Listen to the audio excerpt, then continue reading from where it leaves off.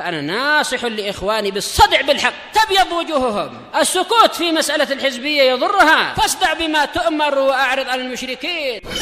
سلامي على دماج ورجالها والشيخ يحيى ودار العلم يا سعد بانيها. Bismillahirrahmanirrahim. Kita masih di muka surat 49 dari Aslus Sunnah wa I'tiqaduddin. Masih terkait dengan apa itu? Iman dan amal. Iman mengandungi amalan. Wa qala al-Imam Abdullah bin Zubair al-Humaidi. Iya, Abu Bakar al-Makki, guru Imam Bukhari. Hadis pertama di dalam Sahih Bukhari adalah lewat sanad beliau ini, innamal a'malu binniyat. Wa annal imana qaulun wa amal, dan bahwasanya iman itu adalah ucapan dan amalan, yazidu wa yanqus, bertambah dan berkurang.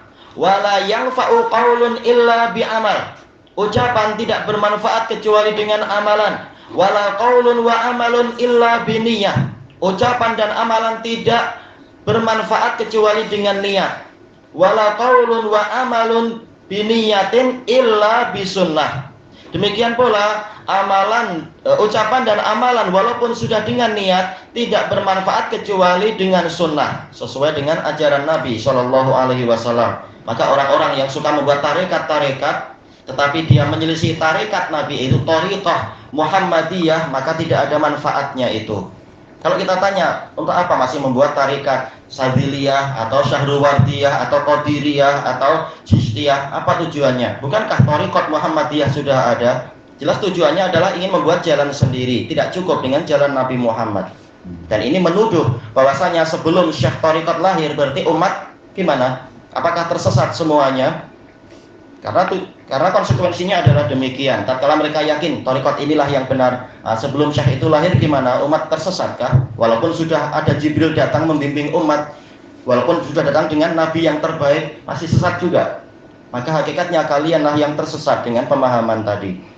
Semuanya tidak diterima kecuali dengan sunnah Nabi Muhammad Shallallahu Alaihi Wasallam. Selesai dari Usulus Sunnah punya Imam Al-Humaidi.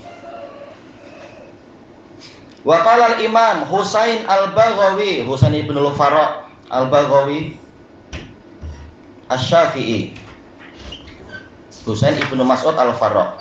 Ittafaqati sahabatu wat tabi'un, para sahabat dan tabi'in, faman ba'dahum, kemudian yang setelah mereka, min ulama'is sunnah, dari para ulama ahlu sunnah, telah bersepakat annal a'mala minal iman, bahwasanya amalan itu bagian dari iman. Wa qalu innal imana qaulun wa amalun wa aqidah, mereka mengatakan iman itu adalah ucapan, amalan dan aqidah, yaitu keyakinan, aqdul qalb. Iya, keyakinan. Ini menunjukkan istilah aqidah itu sudah sangat lama, di zaman Imam Al-Baghawi pun ada. Tidak seperti ucapan sebagian orang. Atau istilah aqidah pun bid'ah katanya, naudzubillah, ucapan sembarang-sembarang. Selesai dari Syarhus Sunnah punya Imam Al-Baghawi. Wa qala al-Imam Ibnu Abi Zaid Al-Qayrawani. Qayrawan sekarang termasuk negara Somalia. Dulu banyak ulama, sampai sekarang juga ya. Annal imana qaulun bil lisan. Bagusnya kalau qala jadi inna, cuma ini sebelumnya ada kalimat sehingga lalu apa jadi anna. Bahwasanya iman itu adalah ucapan dengan lidah, wa ikhlasun bil qalb, keikhlasan dengan hati, wa amalun bil jawarih, dan amalan dengan anggota badan. Yazidu dzalika bi ta'ah wa yanqusu bil maksiyah. Iman tadi bertambah dengan ketaatan dan berkurang dengan sebab kemaksiatan. Naqsan an haqaiqil kamal, yaitu kurang dari hakikat-hakikat kesempurnaan. La muhbitun lil iman, tidak sampai menggugurkan keimanan. Sekedar maksiat itu tidak sampai menghilangkan iman, tapi mengurangi hakikat iman. Sesuai kadarnya tentunya. Semakin banyak maksiat ya semakin banyak yang hilang nanti. Wala qaulun illa bi amal, tidak ada ucapan kecuali dengan amalan. Wala qaulun wala amalun illa bi niyyah, tidak ada ucapan ataupun amalan kecuali dengan niat.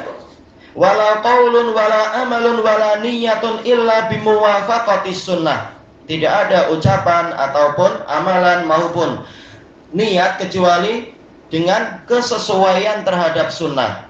Kuncinya ada di sini. Baik. Ila akhirih. Selesai dari Risalatul Qayrawani. Hadza raddun 'alal murji'ah. Ini adalah bantahan terhadap orang-orang murji'ah alladzina angkarul amala fi musammal iman, yang mengingkari amalan itu masuk ke dalam istilah iman. Sekarang masuk kepada fasal yang baru. Al-Quran kalamullahi ghairu makhluk. Al-Quran adalah kalamullah, bukan makhluk. Termasuk yang disepakati adalah wal Qur'anu kalamullah. Al-Quran adalah firman Allah, ucapan Allah.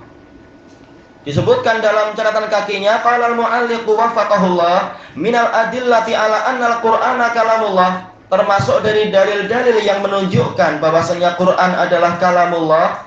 Qaulullah Ta'ala, firman Allah Ta'ala, wa in ahadum minal musyrikin astajaraka fa'ajirhu hatta yasma'a kalamallah. Dan apabila ada seseorang dari kaum musyrikin yang meminta perlindungan kepadamu, maka berilah dia perlindungan sehingga dia mendengar kalamullah. In harfu syartin jazmin, hanya masuk kepada fi'il, maka ada fi'il yang tersembunyi. Tafsirnya adalah yang setelahnya, istajaraka, yaitu wa in istajaraka ahadun minal musyrikin. Nah, jumlah istajaraka yang setelahnya ini dia adalah jumlah tafsiriyah la mahallalaha minal i'rab. Summa ablighu ma'mana, lalu sampaikan dia kepada tempat keamanannya. Alal khilaf, apa tempat keamanannya? Apakah masih di negeri muslimin atau pulang kembali ke negeri kufar? Dua-duanya mungkin. Dzalika bi annahum qaumul la ya'lamun. Kenapa kami perintahkan demikian? Karena mereka adalah kaum yang tidak mengetahui. Wa qala ta'ala, Allah Ta'ala berfirman, tentang masalah tadi, kebanyakan mereka adalah tidak tahu, dan itu wajar, namanya mereka kebanyakannya adalah juhal, kecuali yang memang sudah tahu. Yang belum tahu ya belum tahu. Allah lebih tahu siapa yang sudah tegak hujjah, siapa yang belum. Dan memang ada ya tetap orang-orang kafir yang memang dia sampai besar dia tak tahu, karena sejak kecil memang dia dilarang untuk mendengar. Setiap kali ada istilah Islam, oh jangan dengar, sehingga dia tak tahu. Yang seperti ini perlu dakwah. Seperti disebutkan dalam katanya ini kisah nyata di Amerika, itu ada seorang wanita yang dia orang kafir, sejak kecil kafirah. Ketika dia sedang pulang ke rumah di sebuah flat, dia naik lift, ada kumpul banyak orang, namanya di lift ya. Cuma dia lihat ada salah seorang pemuda yang dia merasa ini bukan orang Kristen, dan kami takut, orang yang bukan Kristen kami takut mungkin dianggap pengganas atau apa, tapi dia nampak diam saja menunduk ke bawah. Kemudian satu persatu sudah keluar sesuai dengan level yang diinginkan. Tinggal kami berdua, saya ketakutan. Tapi saya lihat dia diam saja menunduk ke bawah, terus tak mau lihat saya katanya. Nah, kemudian ketika sudah sampai di number yang diinginkan, dia keluar, dan memang itu juga levelnya sama dengan saya. Dia pun keluar, tak mau tengok sama sekali. Tak ada sembang-sembang minta nomor telepon ke apa ke, tak ada. Justru ketika dia keluar, saya panggil dia, tunggu. Kenapa engkau tak lihat saya? Dia bilang, saya tak kenal engkau, saya tak mau lihat engkau. Dia tanya lagi, lihatlah saya cantik. Tadi takut, sekarang begitu nggak dilihat malah jadi penasaran, apa ini? Saya ini cantik, ma'ruf, terkenal, saya ini cantik. Tak, tapi saya dilarang untuk melihat. Siapa yang melarangmu? Yang melarang saya agama saya. Apa agamamu? Agama saya Islam. Terus dia pergi, langsung belah. Dikejar lagi, tunggu, ceritakan pada saya apa agamamu. Lalu diceritakan, Allah melarang begini-begini dengan hikmah begini-begini. Langsung perempuan itu bilang, saya mau masuk Islam, saya orang kaya, saya mau suami seperti engkau aja.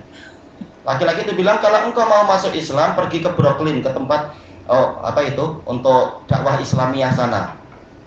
Ternyata betul dia ke sana, kemudian dia tanya tentang Islam, setelah itu dia syahadat. Akhirnya mereka berdua kawin. Ternyata rezeki tak kemana-mana. Orang yang bertakwa, Allah kasih ganti yang lebih baik. Daripada tengok-tengok cari number ini itu, dapat yang semisal nanti.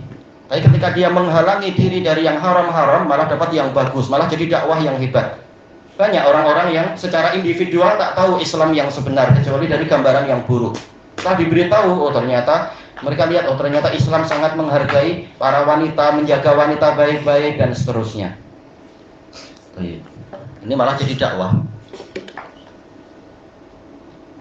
Qala ta'ala fa'aminu billahi wa rasulihin nabiyil ummiyil ladzi yu'minu billahi wa kalimatihi wattabi'uhu la'allakum tahtadun. Allah Ta'ala berfirman, maka berimanlah kalian kepada Allah dan Rasulnya, yaitu Nabi yang ummi, yang mana dia beriman kepada Allah dan kepada kalimat-kalimatnya. Ini sisi pendalilan bahwasanya wahyu Allah adalah kalamullah itu. Dan ikutilah dia agar kalian mendapatkan hidayah. Qala Imamul Ajurri rahimahullah fi makna wa kalimatih huwa al-Qur'an. Maknanya maksudnya adalah Quran. Quran adalah kalamullah, selesai dari asy-syariah. Dulu diajarkan dari awal sampai akhir dan dibahas sanadnya satu persatu oleh Syekhuna Abu Amr. Kitab asy-syariah ini. Wa an Jabir radhiyallahu anhu qala kana an-nabiy sallallahu alaihi wasallam ya'ridu nafsahu fil mauqif. Dulu Rasulullah sallallahu alaihi wasallam sering menawarkan diri beliau di mauqif, yaitu di tempat perhentian orang-orang pada waktu musim haji. Faqal ala rajulun yahmiluni ila qaumih. Apakah ada seseorang yang mau membawa saya kepada kaumnya? Fa inna Quraisyan qad mana'uni an uballigha kalama rabbi.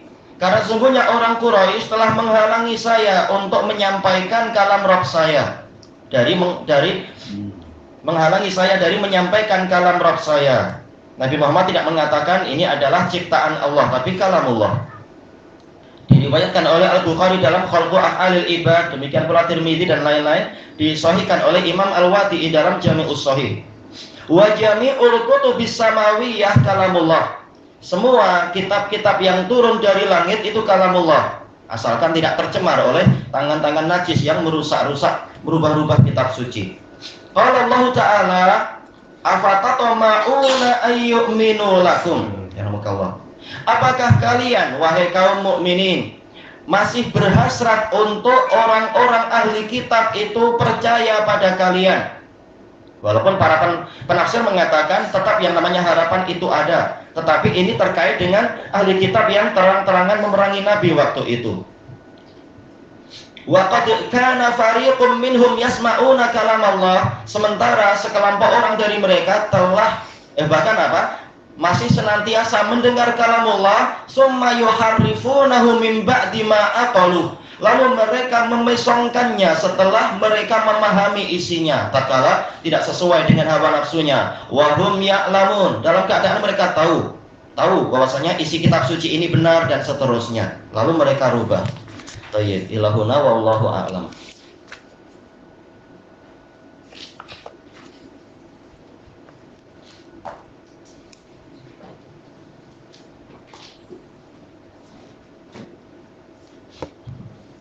Ya, dalam cerita itu setelah kawin, lalu istrinya mengatakan, semua harta yang saya miliki ini untuk suami saya. Saya belum kenal dia saja, saya percaya pada dia. Bagaimana setelah saya kenal dia saya tak percaya? Wah, akhirnya dapat rezeki banyak.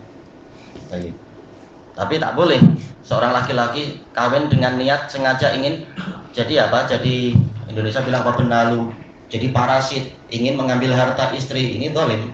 Wajib jadi tangan di atas, bukan malah tangan di bawah. Laki-laki jadi pahlawan keluarga, bukan malah tergantung kepada istri. Itu tak layak tentunya. Tapi kalau memang istri yang memberikan, Allah Ta'ala mengatakan fakuluhu hani'am mari'ah. Sila kalian memakannya dengan senang dan sedap. Istri sudah sukarela dan itu pahala untuk dia. Dipakai untuk yang baik-baik tentunya. Ini